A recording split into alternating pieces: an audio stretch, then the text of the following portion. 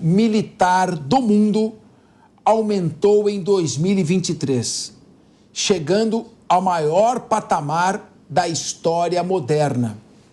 Vamos trocar moderna por contemporânea desde a Revolução Francesa. Isso sem contar com as duas guerras mundiais no século XX, ou seja, sem contar o que os países se armaram para fazer as duas grandes guerras. Além disso, o relatório do Instituto Internacional de Estudos Estratégicos mostrou que o mundo está em risco. Essa é uma percepção que eu tenho clara, e é só que analisando os antecedentes históricos e a conjuntura atual. Nós temos o nosso correspondente, Luca Bassani, está agora na Polônia. E é ele quem chega ao vivo aqui no Linha de Frente e nos traz mais detalhes. Boa noite, não boa tarde. Boa noite, Luca Bassani. Eu acho que aí deve ser 8h20, não? Aqui ainda são 7h20, Capeza. Quando atravessar a fronteira para a Ucrânia, muda mais 1 hora. E onde você está agora? Castelo Bonito aí atrás? Estou aqui na cidade de Lublin, a menos de 120, 150 quilômetros da fronteira com a Ucrânia, onde me deslocarei essa madrugada para a cidade de Lviv, a primeira que a gente vai parar nessa cobertura especial, mas não será a única. Iremos para Kiev, para Kharkiv, para Zaporídia, Dnipro, entre tantas outras, ao longo da próxima semana, nessa série de reportagens especiais sobre os 2 anos da guerra. Você vai entrar na Ucrânia? Sim, há poucas horas. Perfeito. Você é um rapaz competitivo. Você sabe que eu não consegui entrar em Gaza. Eu não consegui. Eu queria entrar em Gaza, do túnel. Esse tipo de competição é perigosa. A gente quer um superar o outro. Não vai se colocar em risco, pelo amor de Deus. Bom, eu queria que você fizesse uma análise sobre essa conjuntura dessa corrida armamentista. A Rússia investiu muito em mísseis hipersônicos, mísseis balísticos hipersônicos. O Irã também. Como é que você está vendo o caminhar da situação e dá também um panorama de como é que está a guerra da Rússia com a Ucrânia? Olha, Capeza, esse relatório que você falou hoje é muito importante a gente se focar nos números. Houve um aumento de 9% dos gastos militares em 2023 em relação a 2022, que é o ano que começou a guerra na Ucrânia de fato.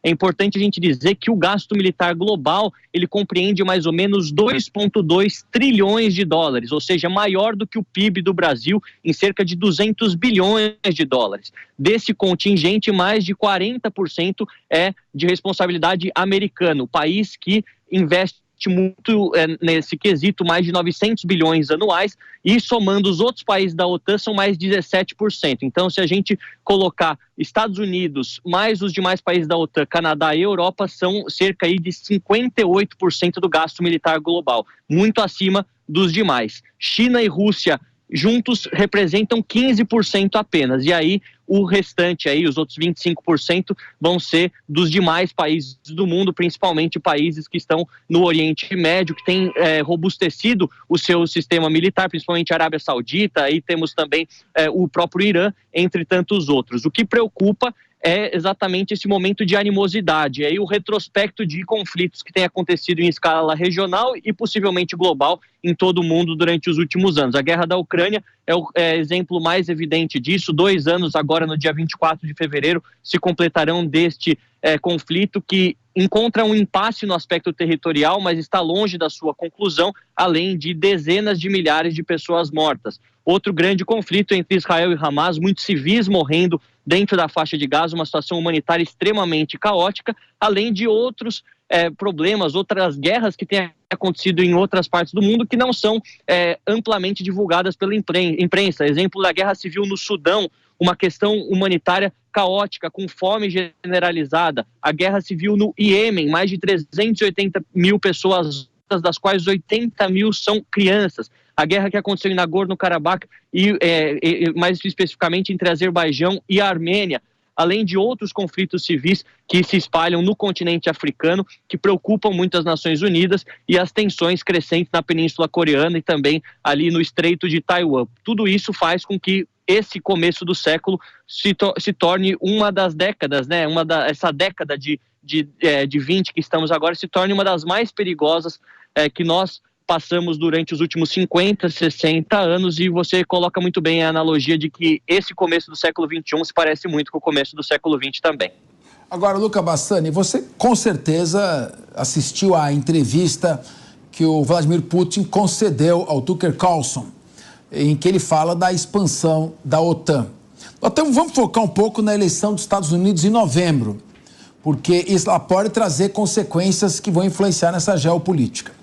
Eu estava vendo uma pesquisa de que entre 57% e 58% dos americanos acham que o Donald Trump lidaria melhor com a economia e geração de empregos do que o Joe Biden.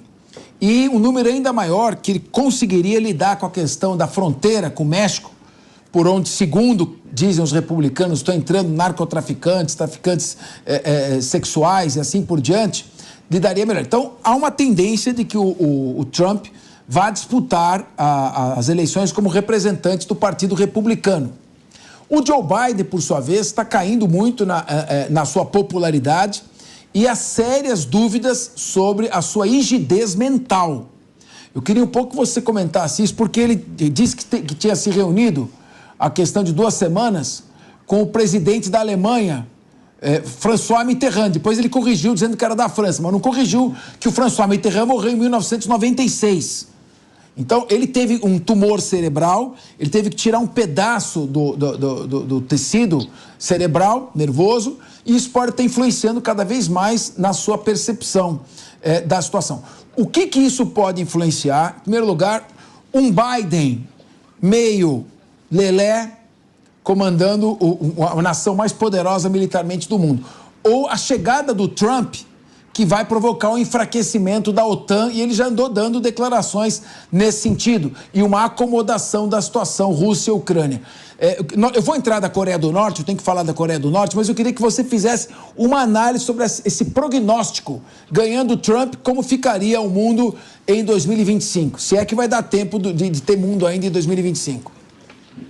Olha, Capês, as falas do presidente Donald Trump, do ex-presidente Donald Trump durante a última semana foram muito ruins para todos os aliados da OTAN. Uma fala que se mostra que os Estados Unidos e um possível novo governo dele se colocariam contra seus próprios aliados. Obviamente que é um discurso de campanha, mas que soa muito mal porque a Europa passa por uma guerra nesse momento e as suas fronteiras estão próximas dos dois países beligerantes desse conflito. Então, quando ele diz que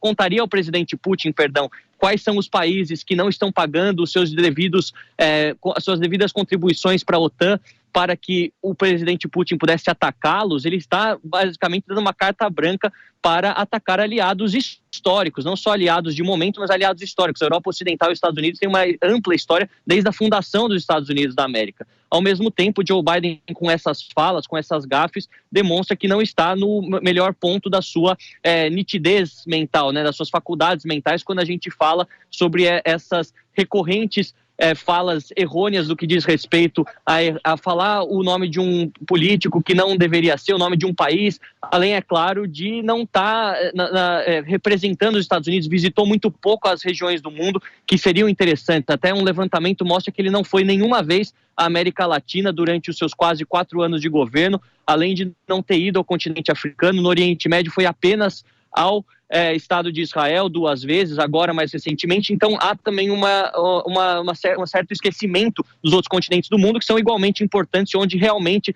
também há o problema das guerras, e os Estados Unidos poderiam ter papel fundamental na resolução desses conflitos, caso tivesse exatamente a vontade de fazê-lo. Eu acredito que será uma eleição crucial para o resto dessa década e, na minha opinião, Trump tem maior chance de levar, mas não acredito que seria um mundo mais fácil. Eu acho que, como estão montadas as relações geopolíticas entre países como a China, como a Rússia, como o Irã, principalmente no Oriente Médio, pouco mudaria se Trump ou Biden estivesse no poder, já que esses líderes, muitos deles autocratas, estão já dispostos a seguir com seus planos pelas próximas décadas, não ligando muito para a opinião da comunidade internacional, dos países democráticos, da União Europeia e dos Estados Unidos.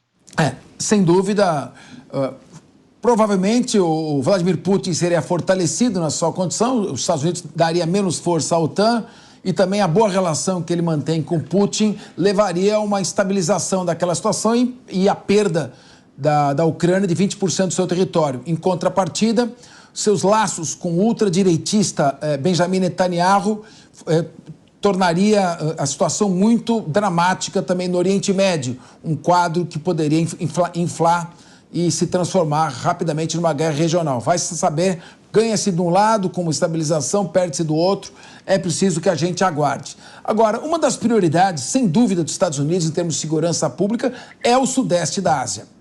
Acho que juntamente com o Oriente Médio, não sei medir o que é mais importante em termos de segurança e poder geopolítico dos Estados Unidos, se é o Oriente Médio ou se é o Sudeste da Ásia. Eu sei que ali vai começar a dar problema, ali perto da China, hein? A Coreia do Norte, Luca, fez novos disparos.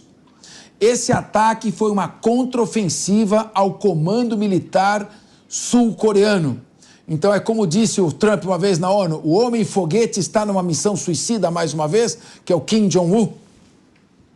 O Rocket Man, ele falava exatamente isso, e a gente vê que a Coreia do Norte tem investido bastante no lançamento de novos satélites, uma tecnologia que muitos acreditam que possa estar chegando na mão do governo de Pyongyang através da Rússia. Afinal, a Rússia tem uma situação deficitária na produção de munições por conta das sanções econômicas, perdeu, segundo relatórios que foram divulgados hoje, cerca de 3 mil tanques, além, é claro, de não conseguir suprir toda a demanda neste conflito que acontece no leste europeu. Portanto, os norte-coreanos estariam suprindo os russos com essas munições e outros armamentos, ao mesmo tempo que os russos estão auxiliando o governo da Coreia do Norte no desenvolvimento de tecnologias de satélites e, obviamente, satélites espiões que poderiam observar algumas instalações militares, tanto na Coreia do Sul, no Japão, Taiwan e até mesmo nos Estados Unidos. Durante o dia de hoje, a gente vê que mais um disparo aconteceu, ele utiliza-se de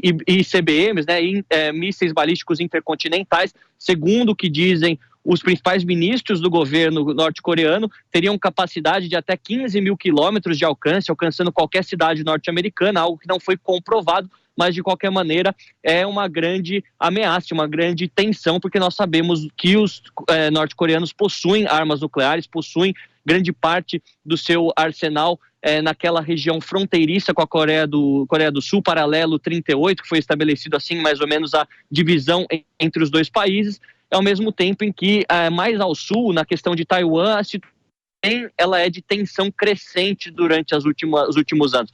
Então, provavelmente, esses dois conflitos na região da Ásia-Pacífico, conjuntamente, poderão representar um grande problema para os Estados Unidos e para o mundo de maneira geral, que depende tanto dessa região economicamente, principalmente na produção de tecnologia, semicondutores, microchips, etc. É algo que a gente vai ficar observando, mas não são boas notícias, Capês. Realmente, desde aqui a Europa, passando o continente africano, indo para o extremo oriente, na Ásia, não há boas notícias nesse começo de 2023, infelizmente. 24, infelizmente. Luca Bassano, nós estamos com o tempo estourado, mas se você conseguir resumir em 30 segundos, o que você achou da entrevista do Putin ao Tucker Carlson? Olha, uma entrevista que mostra quão inteligente é o presidente Putin. Não estamos julgando o mérito de suas ações, mas na capacidade da retórica, de conhecer os fatos históricos, ao mesmo tempo em que demonstra que a Rússia está numa posição vantajosa no que diz respeito ao território conquistado dentro da Ucrânia. Então, agora ele está esperando o próximo passo no tabuleiro de xadrez ser dado pelos americanos, pela OTAN e pela Ucrânia. A Ucrânia é muito reticente em aceitar a perda dos seus territórios, mas mais ou menos deixou claro que estaria disposto a negociar um reconhecimento internacional, pelo menos dos territórios do Donbás, da Crimeia, que são de fato já governados pela Rússia mais ou menos desde 2014. Eu acredito que essa entrevista foi também muito corajosa. O interessante seria ver o mesmo jornalista entrevistando agora Volodymyr Zelensky, buscando sempre imparcialidade. Seria algo raro, eu acredito que muito difícil, mas muito interessante seria ver as duas visões, né? Entrevistando os dois beligerantes dessa guerra. Como eu disse, estou indo agora para a Ucrânia, nos próximos dias também em Kiev. Espero poder de lá trazer uma visão um pouco mais pessoal, um pouco mais testemunhal daquilo que tem acontecido na Ucrânia durante os últimos anos. Esperamos você em Kiev, ali daquele monumento central, na praça onde ocorreu a Maidan, que é a revolução, Maidan o Square. golpe. Maidan Square. Um abraço para você, uma boa noite aí, uma boa viagem até a Ucrânia. Obrigado.